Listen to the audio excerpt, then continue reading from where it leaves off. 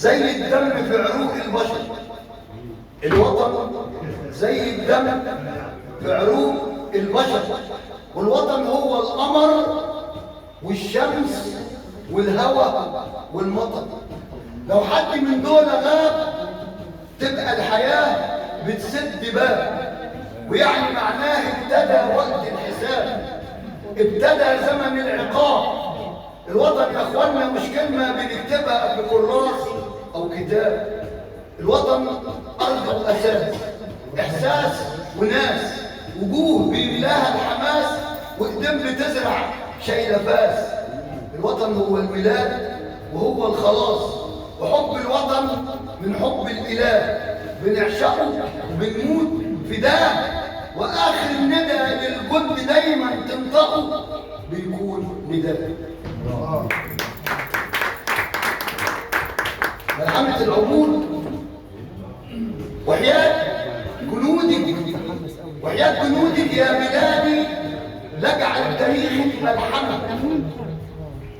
وحياة جنودك يا بلادي لجعل تاريخك ملحمة، زي نجم عالي عمال بيضوي في السماء. لجلك أنا يا ابن الهنا عديت أنالي، ودفعنا ثمن دمنا علشان تعود سينا الحبيبة أرضنا. أيوة خلاص ما عادش حد يهمنا، ومهما جاب لينا العدو من طيارات من دبابات، مهما يجيب مستحيل يقدر يوقف زحفنا. روحوا اسألوا التاريخ يجاوب بالنيابة عننا، وادي الأهرامات قاعدة بتحكي مجدنا. أحسن تقولوا إننا بنقول كلام ما نعرفش غير نحكي حكايات الغرام، وأول ما يوصلنا الخطاب بنكتب جواب لجل الصحاب، وبنروح نغني للعاشقين على كل باب. أبدا وحق المسلمين ما احناش كده. ساحة الحروب تلقى بلدنا متوحدة، ساحة الحروب بتلاقوا مصر متوحدة، تحت الحروب تلقى بلدنا متوحدة. أيوة كده وحياة ملآن السيدة. أحكي لكم قصة نضال يوم 6 حصلت على الأنال. من أصل واحد من الرجال من اللي نالوا شرف العبور شرق القناة، لما قالوا لنا نعدي نأدب شوية عيال، نربي شوية عيال، إسرائيل الرمة ما جابت رجال. شوفوا ايه حصل وازاي يا مصر جيشك الكبير لشرقك وصل. الاولى عدونا في سينا وعامل برلين ساكت، والتانية عالم كبير وبصراحة كان مالوش اخر. والتالتة لو اي جيش غير جيشك يا مصر ما كانش عدى وقال يا ساتر يا ساتر. علشان كده عملت تلميذ مدرسة ورحت بالتدريب أذاكر تم أذاكر، ولما جه يوم الامتحان وقالوا لي عديت، واحد لكم حسيت كأني في رحلة من ضمن رحلات القناطر.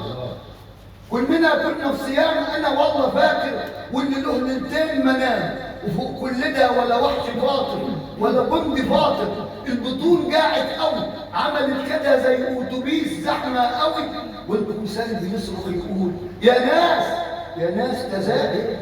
بصراحه كنا جعانين ولليهود متشوقين، ولما زغرت مدفعي قالوا لنا فطركم وجب. مديت ايدي اشيل سلاحي وطلعت ولا طلعت رجب، طلعت على الساتر الحزين. ياه كل ده عملوه لمين؟ علشان انا المصري والجندي الامين اللي بذاكر لك من سنين. ابدا وحق المصطفى لهب له لو كنت هندفن تحت الطين. الله عليك يا عم. الله اكبر وهديناه ودخلنا نهجم على المواقع، فتحنا ثغرات كتير وما خليناش موانع. انا ووحوشنا طالع بصيت لقيت مئات يهود هجروا الدشم، مئات يهود جريوا وهجروا الدشم. ما كانش والله يا برلين في العشم. وبصيت لسينا يا حبايبي وجدتها مع الجنود بتغني نشيد، ودي دشمه تانيه اتكسرت رغم ان مبنيه بمثال حديد. انا مهما قلت مستحيل هوصف لكم. انا ابن مصر اللي اتبنيت على كتفها وعلى كتفكم، لكن هقول لو شيء قليل من اللي جرى لما هجمنا هناك في شرق الانطره. يا ريتكم شفتوا المسخره. ايوه صحيح المسخره، لما اليهود هجروا المواقع وجريوا لورا، ورغم الذخيره يا حبايبي جوه المدافع ومتعمره، عملوا في سينا مستعمره. هدموا البيوت في الانطره، هدموا البيوت. وساعتها يا بلدي اتمنيت اموت، وعلى جدتي ما خلي واحد من العدل يموت. اموت يا بلدي، نموت بداكي كلنا، ولا يهودي يجي يدنس ارضنا. ده احنا مالناش يا بلدنا غيرك انت وربنا. افرح وقوم يا شعبنا، سينا رجعت من كده.